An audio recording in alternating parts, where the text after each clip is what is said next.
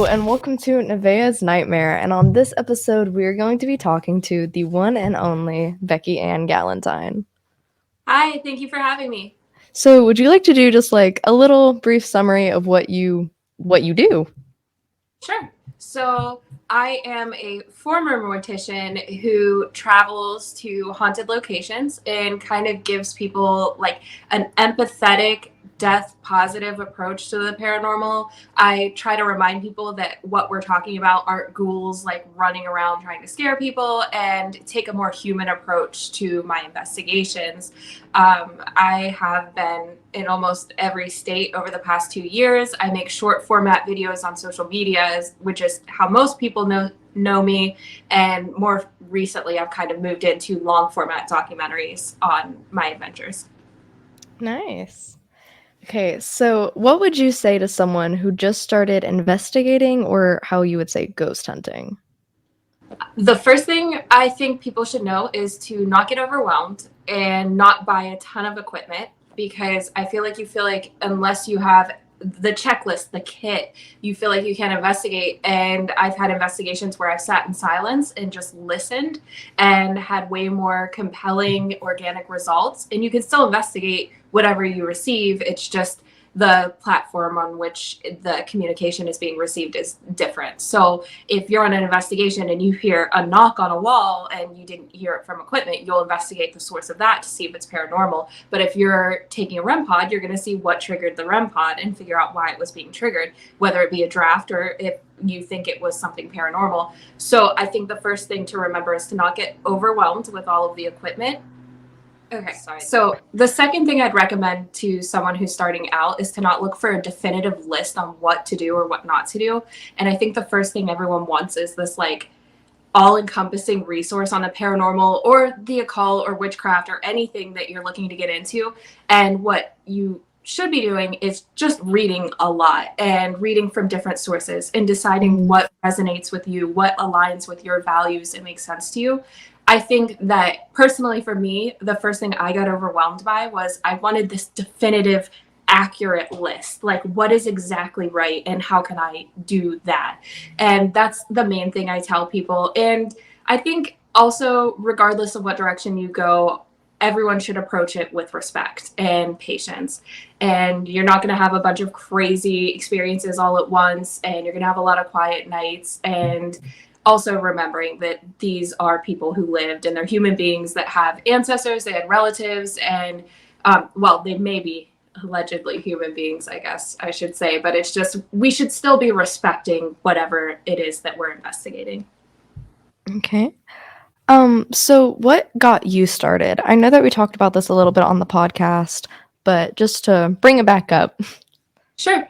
So I personally never really believed, obviously wanted to believe. I had a fantasy mindset of the paranormal until I was in college. And when I was a freshman, I, as a joke, went on an investigation with my brother and my boyfriend at the time. I didn't have equipment. I didn't have anything with me. So that, pays to the, idea that we don't need equipment for stuff to happen.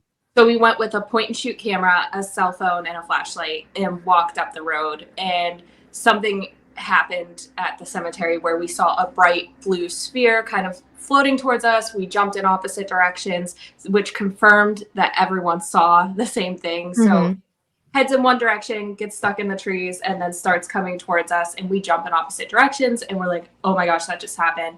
And after that, I was like, why, I know something everyone else doesn't know. And so I went to college the next day, and I was like explaining to my professor what I had seen, and he's like, I don't believe in the paranormal, I don't believe in spirits at all. And I was like, okay, this is not the space for me. This is not a healthy space. I can take the tools that I learned here about doing lab research and investigating and doing things that the scientific way, and I can apply that to the paranormal, but this is not the space for me because they're not going to encourage something that I know that I saw. So that was my first experience, and I had a few in between before I truly got immersed in it the way I did. And the reason everything kind of changed where it encompassed my entire life was moving to New England and working as an embalmer and using my 2 days off to investigate and kind of keep myself occupied in a time where we weren't really allowed to see other people. Okay. So would you say you doing the embalming work kinda, like, opened you up more to investigating? I would say I wouldn't investigate the same way had I not been an embalmer. I think it still would have been a natural progression. And I think the two worlds kind of blend together cohesively in a way that creates this reverence for the deceased, but also opens the possibility to the afterlife. But I will say that I guess going to mortuary school kind of changed it too, because I'm like, I'm going to be around people who think dead is dead. And when you die, that is it. And Mhm. left. But I'll never forget sitting there. It was close to Halloween, and the dean of my college tells a ghost story about a place that he worked and how he saw a man in a top hat at one of the former funeral homes. And I'm like, this, how can he say that? What Yeah. motive does he have to say that? He has no reason to convince all of us mortuary students of the paranormal. And everyone, like, I remember him like nonchalantly walking out of the room, everyone sitting around, and then they look at each other and like, you don't believe that, right? Like everyone just kind of like Mm. moment, like that's not real, right? And then one or two people would be like, oh no, it's absolutely, like I've seen things. And so that kind of stuck with me over this, and like reassessing my previous experiences in a new human way, like, okay, this is not just something that's there to terrify me, this is something else. So I would Mhm. say that it kind of changed it like curbed the way that I thought of the paranormal. It didn't, I don't think I would be where I am or as respectful, and I think it became more alive. That's the other thing, because Mhm. before investigating was, you know, men usually thought of as investigators with like cargo shorts and all this gear and like just kind of shouting in the dark. That's what I thought it was. I didn't realize it was like this really human thing, and like you could have these really great bonds with all these people that you're investigating with, no matter who they are and what their identity is. You can really get something from everyone in an investigation. Has there ever been, like, a moment where you were like, "Okay, this is what I wanna do. I want to investigate." Like, I don't know if I explained that well. Yeah, I think that there are times where, especially when you're starting out, you, I always say that my first experiences are kind of like little magic baubles in my pocket, and when I start to lose my conviction in the paranormal, I feel like I need to like mentally thumb them and remind myself what I'm doing. And that Mhm. was something that I had to do a lot in the beginning, because I felt so cold. Like I would go on these investigations and I would ask questions and a REM pod would go off, or, you know, not to, I say a lot about REM pods, but, you know, with the new ones that have all the different features, they are triggered often and you can recalibrate them, but they'll malfunction sometimes. And I use them, but it didn't feel like anything. It wasn't the story to me. And then when it started to become the bigger picture, I will walk out of investigations and I'm like, I love this. I love this. I love doing this. Mhm. There are times where I felt like meant to tell a story, like the lost children of the Alleghenies. Even feeling drawn to tell that story and it going viral made me want to find out more. Like, what did happen? Because Mhm. I had the bias about the farmer killing them. And when I found out through an investigation that I don't think he did at all, it just made me go, there is something to this. And I cried. That was the first time I cried from emotion or feeling connected. And I know other things people say, don't make yourself vulnerable on investigations, don't cry, don't do that. I'm going to cry. I don't care. That's Yeah. who I am as a person. And they do that in the funeral field as well. I'm Mhm. sorry if I think I am talking to someone who died 150 years ago and didn't get their story told and I'm telling it, I'm gonna get emotional. And that came up again recently when we were doing the Grand Midway and we investigated and we're like, oh my gosh, there's someone here that hasn't been able to speak. And those are the moments where I'm like, when it's a night where the whole picture comes together, the actual investigating, not just trying to trigger equipment, not just trying to get one good EVP for the night. Like, that's the stuff that makes me like, I love this. Mhm. So I was doing a little research on your TikTok, and I saw something about a haunted hotel in 1949 that had a murder. Which one is that? The It 19. it was a 1949 murder haunted hotel, and you kinda went and, like, talked about how you found, like, a bunch of stuff, like, came up, but I didn't Oh, really see after. anything else about it. Yeah. Okay, so that's the Grand Midway. Okay. Um, Okay. So that place is insane. So that Okay. place was set up as a hotel for coal Mhm. miners. And what they would do is go overseas and they recruit people to immigrate to the United States and work as miners. And they promise Mhm. them a house and they promise them to be set up for their families. Their futures are set. Just come here. And when they get here, they say, "Oh, I'm sorry, your house isn't ready, but we do have this hotel that you can stay at." And I can't imagine the disappointment. So that's the first Mhm. layer that is the Grand Midway. And then we start getting into more and more of that one. And you find out that it was a brothel, that there was um, someone who had like been drinking at the bar and they found him deceased at the back. I believe that's what you're referencing. And Okay. then we found out, yeah, it operated as a brothel. There was a girl who went on the balcony, was watching the 4th of July fireworks, and the shrapnel from the fireworks cut her throat and she bled out in front of the town. This place has history.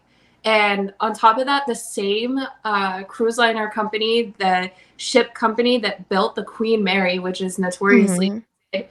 owned an office in this space at one point. So it has so many layers of history. It was Yeah. purchased on eBay for $11,000. Since then, they found out there's a grave in the basement. A cadaver dog came in. They found bone chips in the wall. This place is like so wild. And at first, I remember the first time I went and I was like, "You're lying to my face," to the owner. And he Mhm. was like, "No, like this all really happened here." And that's where we haven't really shared a lot more about it because that's going to be a full documentary. And that's how it usually is. Okay. Like now we're like, telling part of the story on TikTok doesn't do justice to what we're doing. Right. And I've cut down investigations to like 3 minutes. It's not the same. You don't Yeah. feel the same. You don't get to see where I say I have goosebumps right now. I feel something. This subtle thing that happened, and I'm a big person on like sharing every detail and making sure I'm being Mhm. heard correctly. I just got really interested in that one because I saw the, like, Post-it note board and everything, and I was Yeah, I like, love that "Ooh." they did that. It felt like so Scooby-Dooey. You know what I mean? Yeah. Oh, like Yeah. it really is like one of the Mhm. places like that. And yeah, there's so much there. And I think that, just like the other places, there's so much room for more people to come in and Mhm. investigate that place. And it's really kind of having a renaissance in interest. But yes, all of those things were real, unbelievable. And that's where we have Ghost of the Grand Midway coming out. And we did a remote reading with my friend who's a medium, and he's like, something isn't letting Martha speak. And we're like, Mhm. oh, really? Like, what's going on? And like, so we tried to do an EVP session with this old 80s tape recorder, and we had been using it all night. There's no Mhm. reason for anything to happen. And we go to press play after doing a session with intent to talk to Martha, and all of our voices came back sped up and distorted. And that's Ooh. when we released the trailer. You see like my partner's kind of crying in it, and everyone, Mhm. why is he crying? And it's like it just hit us in that moment, like there could be someone here, and someone said they couldn't speak, and then we get confirmation of that with this recorder malfunctioning. It just like it was a really emotional moment. So yes, that place is incredible. And they do open for investigations. He just charges barely anything to go there. It's like so affordable. And yeah, there's just so much. Like, who's buried in the Mhm. basement? Like, what's their story? What's the story of the bone chips in the wall? Can we find out who those people were? And the people who lived there too, when it was a bohemian art retreat kind of place. Okay. Is there a haunted area that you've kind of, like, had on your bucket list or for some reason you just can't go to that you've always wanted to visit? So I still haven't been to New Orleans, which I think would be Mhm. surprising to people because I've been, I got to see most of the bucket list locations. Like Eureka Springs was huge for me, and Mhm. but see, Hollywood Forever Cemetery in LA and exploring that and investigating in LA, that was surreal. And I've obviously been to Salem and New England and a lot of places in Pennsylvania. Savannah was a big one for me. That was the first time I had gone to Savannah. I still have not made it to New Orleans. I think because I haven't really had like a plan. Usually, Mhm. when my travel goes like this, someone said, "Hey, can you be here next week at this time?" Sure, yeah, I'll be there. And like it ends up, it all happens at once or not at all. So I'll sit idle for a little bit. So if someone were to reach out or something, I think I would go. But just like taking the trip to go without the investigating side of it, I don't Yeah. think for me. Would you ever, like is there anywhere in New Orleans that you would like to investigate, like, specifically? Um, I think I would be happy. There's so much history there that I'm Mhm. not concerned with famous haunted locations, Okay. especially now. I've been getting so into these obscure, like side ones. Like, we had a really Mhm. great time the other night investigating this antique shop that was actually a stagecoach shop for George Washington's soldiers. And it was built in 1806. It's called 1806 Uniques and Antiques, but they're closing. But they did Mhm. let us do an investigation towards the end, and we had a really emotional connection in the attic. And we can't make it public because the building's for sale, so I haven't Mhm. about it yet. But to me, it was like this is a place no one knows about, and I'm confident enough in my role as an investigator that I can say something's haunted or not. Like I'm Mhm. never gonna say yes, this place is definitely haunted. Yes, this place isn't. But I'm confident in what I'm finding now to be able to come forward and say this is what we experienced, and I'm presenting it. Versus before, I had to be told first, Mhm. and things really start to change when that is different. So basically, when you start out, you go to these prescribed haunted locations where you pay money, Mhm. hear the same story of the same people that were there, or the places are investigated 5 and 6 times a week. So you don't feel nervous when you call it haunted because you Mhm.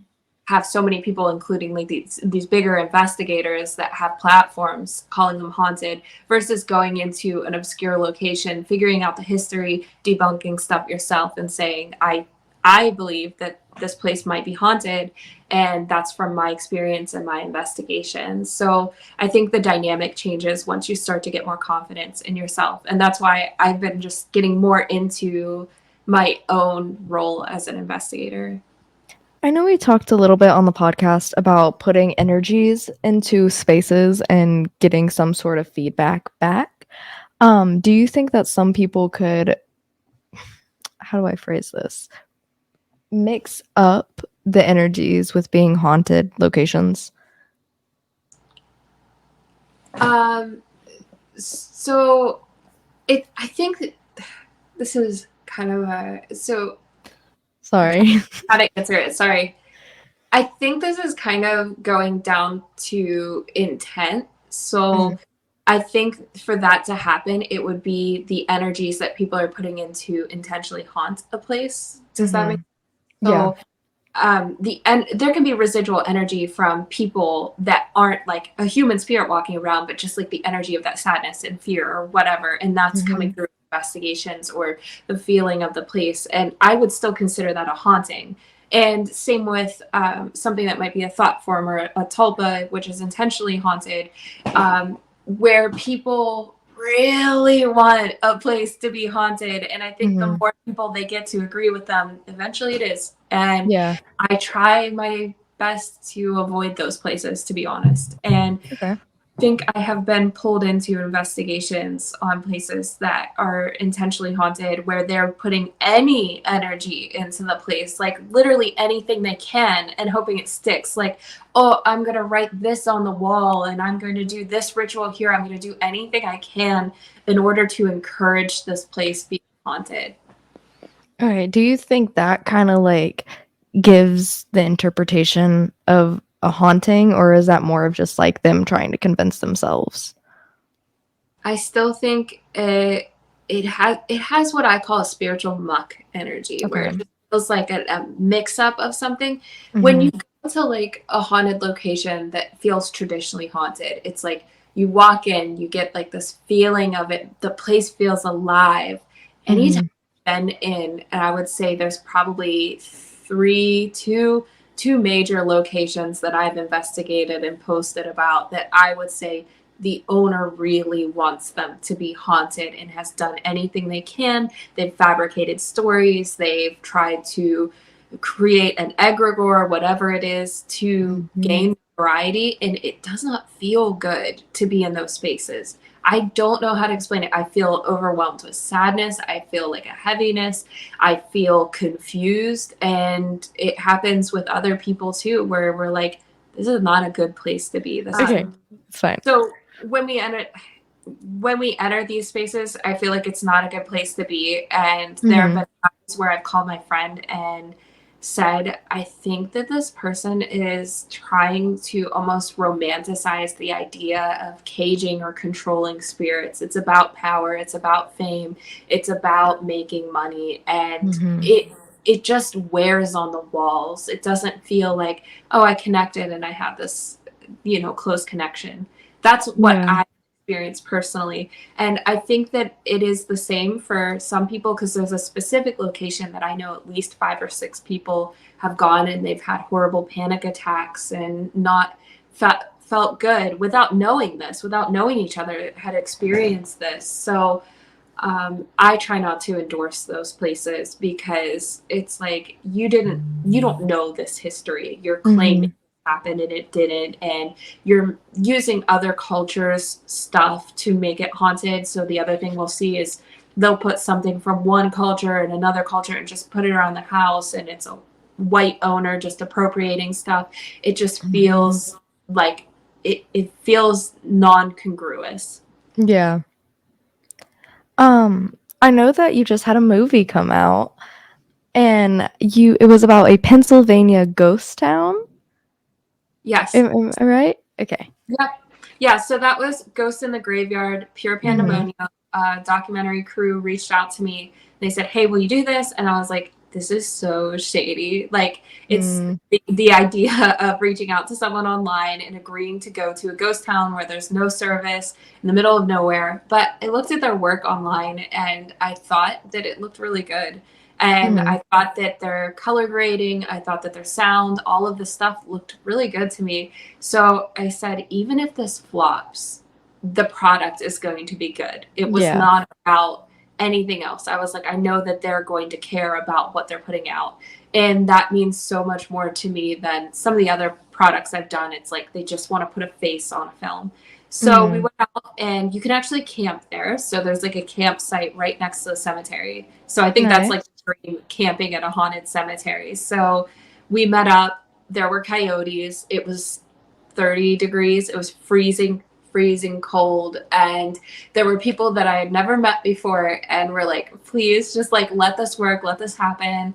And we did have some spooky, like organic experiences happen throughout that. And what happened at the end is basically something in the cemetery was kind of like, this is the wrong exit. You are at the wrong side. And we were saying, not all of this was truly like represented or relayed in the film, but basically something was like, don't go over there. And so I'm like, guys, we can't go over there if something's telling us not to, not because we're Yeah. afraid, we want to be respectful.